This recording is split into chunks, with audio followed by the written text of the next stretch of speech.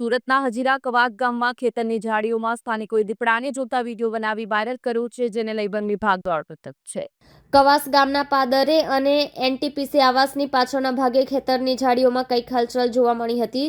શરૂઆતમાં ઝાડી ઝાખરા ગાઢ હોવાથી લોકોને કંઈ દેખાયું ન હતું. જોકે શંકા જતા સ્થાનિક યુવાનોએ મોબાઈલ ફોન કાઢી કેમેરાને ઝૂમ કર્યો હતો.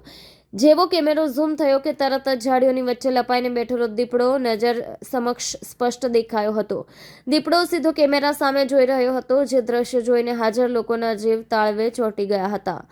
દીપડો દેખાવાની વાત વાયુવેગે ફેલાતા કવાસ અને આસપાસના ગામના લોકોમાં ફફડાટ વ્યાપી ગયો છે. ખેતરમાં કામ કરતા શ્રમિકો અને રાત્રિના સમયે અવરજવર કરતા કર્મચારીઓમાં ડર જોવા મળી રહ્યો છે. આ અંગે તરત જ વન વિભાગને જાણ કરવામાં આવી હતી.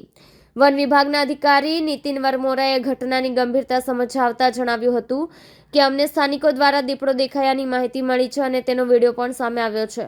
દીપડાની હિલચાલ પર નજર રાખવા માટે અમારી ટીમ તૈનાત કરી દેવામાં આવી છે. સાવચેતીના ભાગરૂપે કવાસ વિસ્તારમાં તાત્કાલિક અસરથી પાંજરું પણ ગોઠવી દેવામાં આવ્યું છે, જેથી દીપડાને જલ્દી પાંજરે પૂરી શકાય. વન વિભાગના જણાવ્યા અનુસાર થોડા દિવસો પહેલા હજીરાના ભાટપુર વિસ્તારમાં દીપડો દેખાયો હોવાના અહેવાલ હતા. વન વિભાગનું પ્રાથમિક અનુમાન છે કે આ એ જ દીપડો હોઈ શકે છે, જે ખોરાક અને પાણીની શોધમાં રહેણાંક વિસ્તારોની નજીક આવી રહ્યો છે.